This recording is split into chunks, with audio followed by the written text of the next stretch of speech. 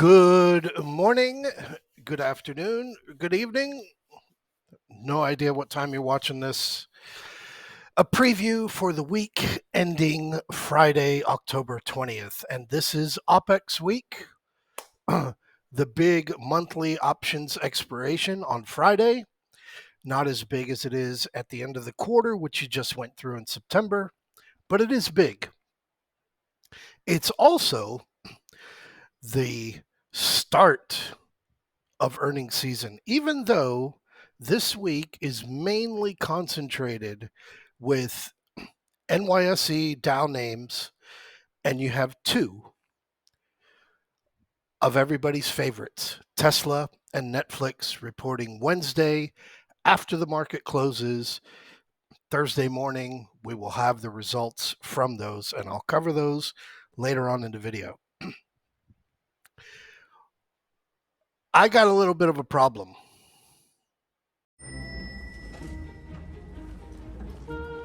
It was me!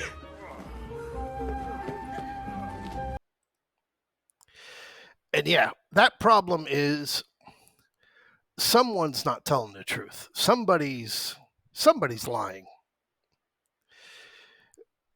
We knew that we were overbought. We had a nice run up to where we wanted to get to, even though we were looking for just a tiny little bit higher on SPX.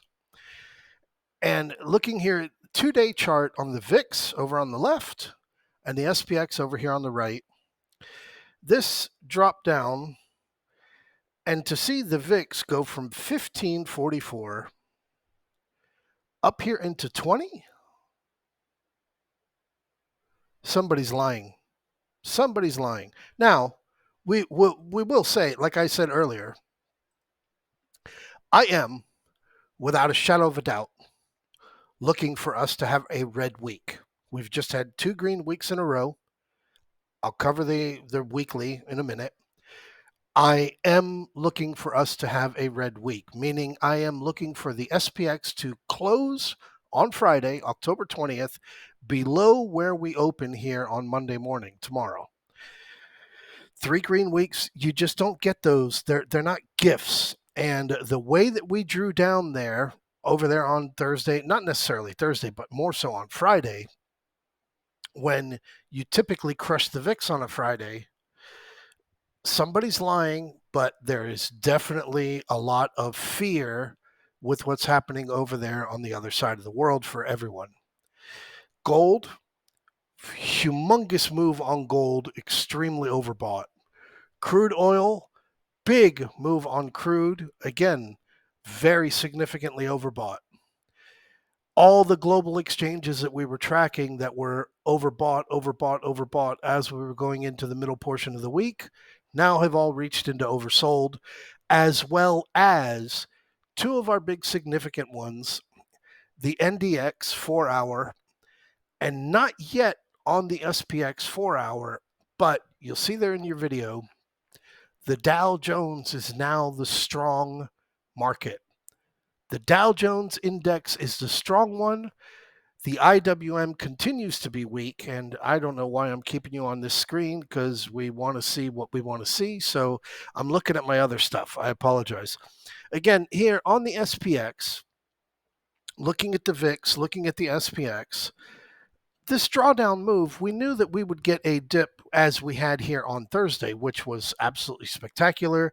You've seen the results that took place from that. Friday, questionable, and after that opened up, no news except for that little bit of border tension that was coming over there. We just started to fade off, and then started to get a little bit more aggressive, and the aggressiveness came right here off of the VIX move, where the VIX just started going berserk. But there again, you had your QQQ selling down. But come over here, and this is where it gets a little bit, questionable for everything. Look here at the 15-minute, and we'll bring you here on the same thing. Same time frames, 10 days, 15 minutes. Your VIX, again, up here at 20, we have reached into the 20s 3 times since we lost the 20s in March.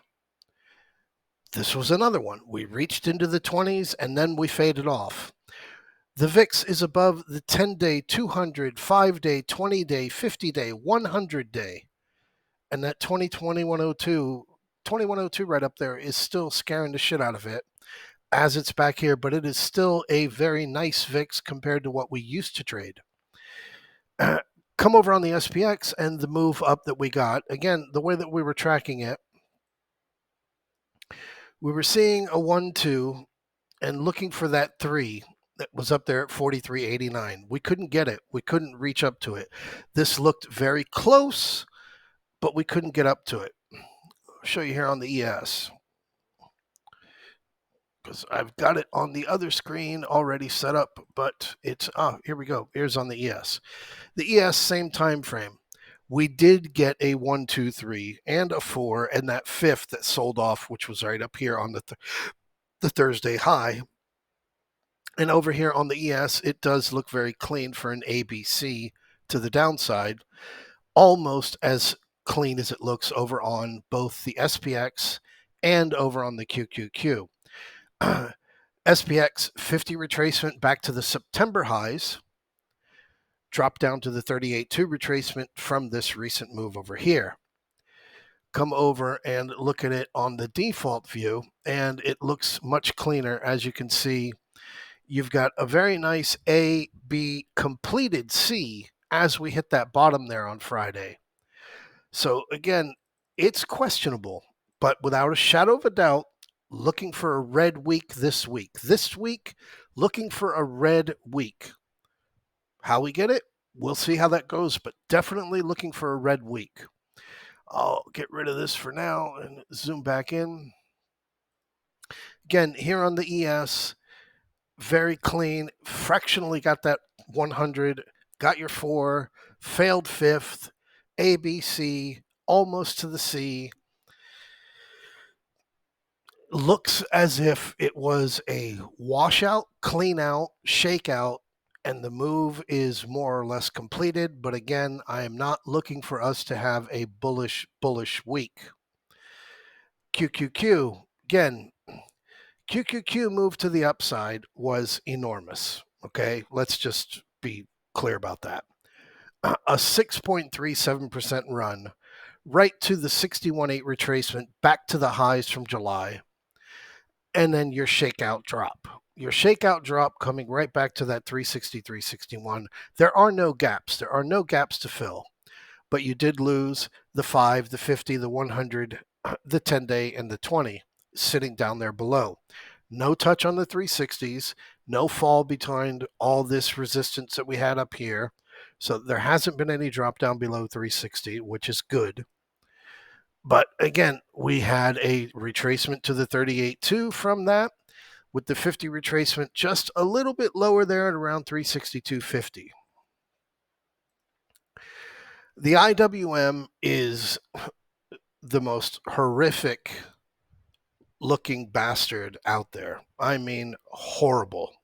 I think, yeah, over there in the charts room, where is it? In the charts room, I shared these.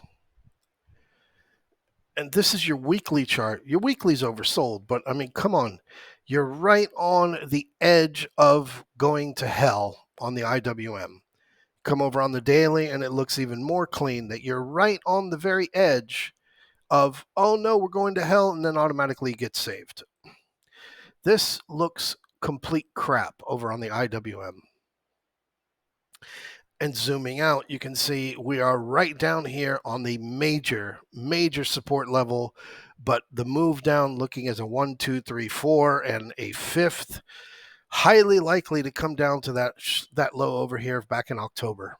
We've already broken down below the March lows, or we're close to the March lows. March lows 167.46. We're right here at 169.80. Zoom out even further to look at it, and you can see here, this is just a horrible pig, the IWM. Oczywiście sobie żartujemy tutaj, ale zobaczymy, jak Ćwiarcon odpowie swojemu przeciwnikowi. No mówię, 45 kg większy. Różnica, ale... Oj, powiem ci, że mocny. And anybody that's been around long enough that you've got gray hairs and you've been trading prior to having gray hairs, you know that it's the Russell that usually leads the market, not the NASDAQ on its own. It's usually the Russell. The Russell's the first one to make the move. Russell's not making any moves since October, nothing whatsoever. Everything is still inside that QQQ. Everything. And thus, that's why we try and stay and focus on the QQQ, because that's where it's all at. You come over on the QQQ last week and you look, and again, you had a 1.64% drop there on Friday. You're still getting these plus minus 1% moves every single day. You're still up 36% on the year, and you've just had 3 consecutive green weeks. So again, no question, we're closing red this week, not only on the SPX, but also on the QQQ. Spreads, again, questioning that VIX and questioning that SPX move. You know, the SPX coming down right there, you know, just breaking below that neckline, that 43.25, 43.24. You got the VIX in the 20s. You never broke the safe edge down on the downside. You never even touched it. And you never even hit minus 1% there on Friday. But you got the VIX over here up. How much was the VIX?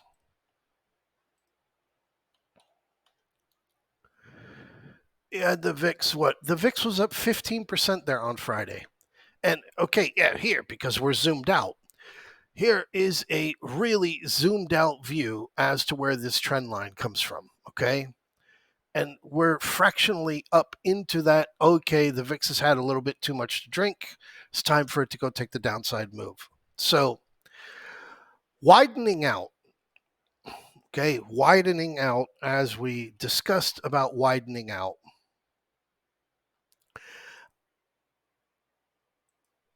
I do believe we have our buy opportunity to go into the end of the year.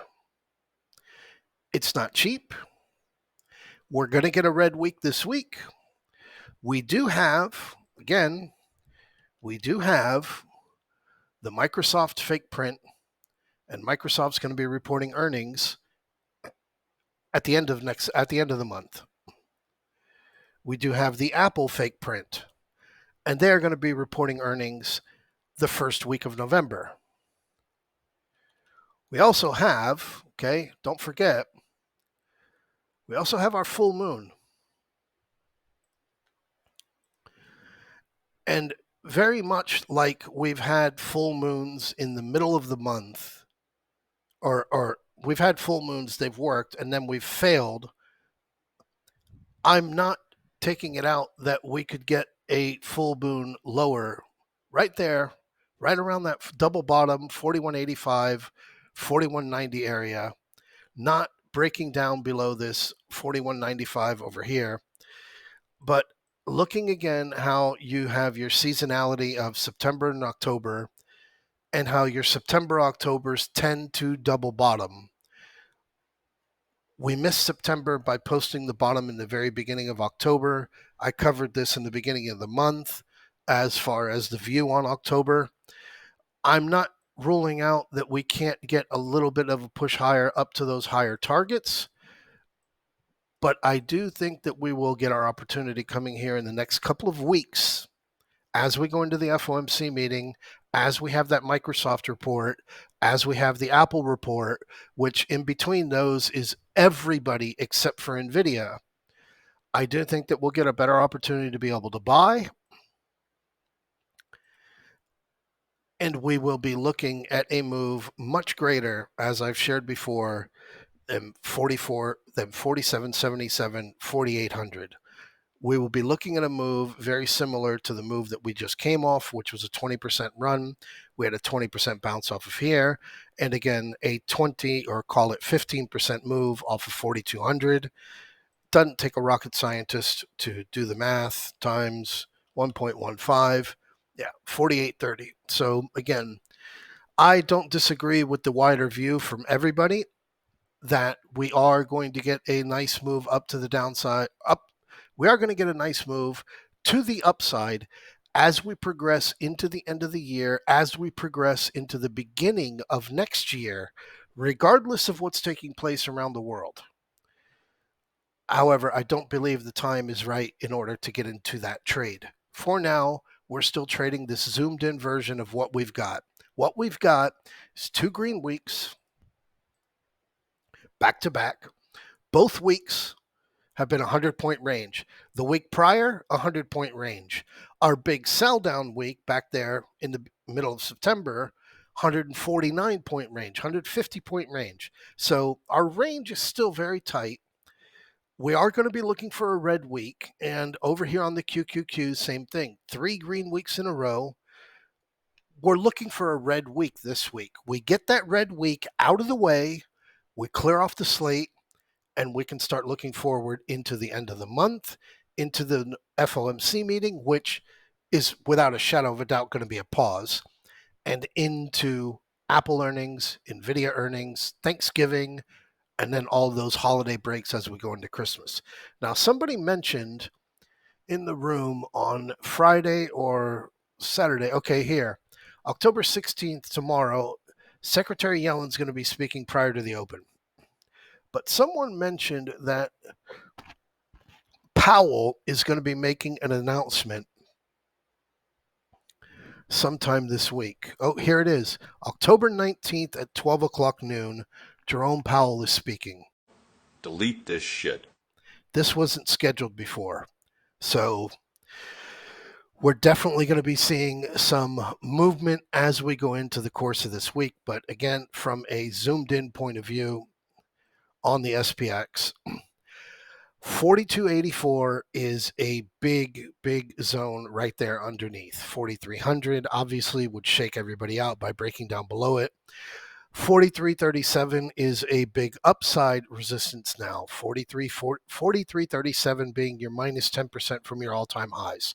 So looking for us to get a red week. Again, red week is what we're looking for. And the purpose of that is because you don't get 3 green weeks for free. You don't. Extremely bullish coming off of that March low, 5 green weeks in a row.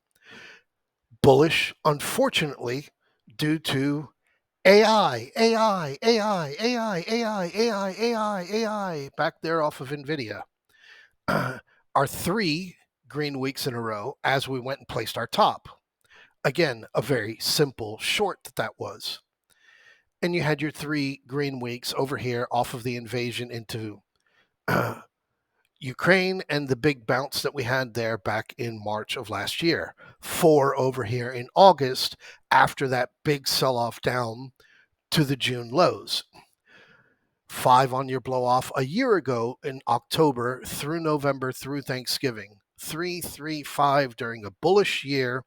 We're not in a bullish period where we are here, and Thursday and Friday clearly showed that. So, yes, looking for a red week this week, and that's why you have your trade of the week over there in the spreads room.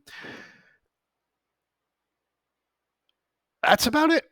I will cover any charts. Oh, here we go. I forgot. I'll leave you off here with Netflix. Netflix, big wide view. What a big, fat, humongous, donkey piece of shit. Netflix. Banner. Yeah. Netflix.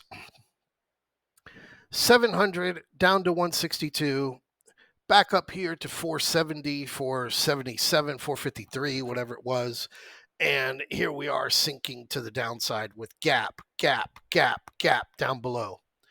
Right back to 50% from the all-time highs at 351, 350, 50% from your all-time highs.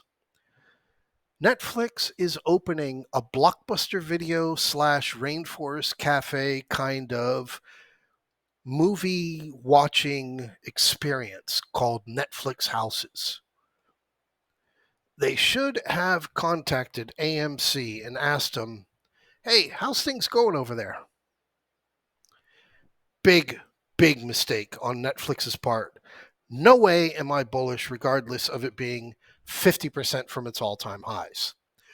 Tesla, 207.25 is 50% from its all-time highs. Tesla, again, you're looking at your channel, which is very clean, very clear. Look at how you traded last week, and even with the pop to, ta-da, 268.33, right back underneath that trend line on Thursday, and you ate complete shit, even though that 258.94 totally failed. Tesla reporting earnings on Wednesday after the close. I see absolutely nothing that I would throw any kind of confidence into Tesla. Nothing. Tesla could easily come out and wind up at 285. Tesla could easily come out and wind up at 208. No, no, no, no, no, no, no, no, no. Ain't trading it. No way, no how, no shot. Massive move, almost 200% off of the lows at the beginning of the year. 208 is your big spot. If you get 208, you might have a chance to go and buy some shares and start selling puts, or even go in and buy shares. But for me, no, nope, not going to do it. Have nothing to do with Tesla. Like Elon, like Twitter, nothing to do. Anyway, guys, have a good weekend. Enjoy your football. Enjoy everything that you got going on. Live your life as happy as you can possibly live it every single day. All you're going to do is get better and better and better. And always remember, when you do brush your teeth in the morning, or for those of you that don't brush your teeth, look yourself in the mirror and smile. You've done a hell of a lot in your life, and you're going to do a hell of a lot more.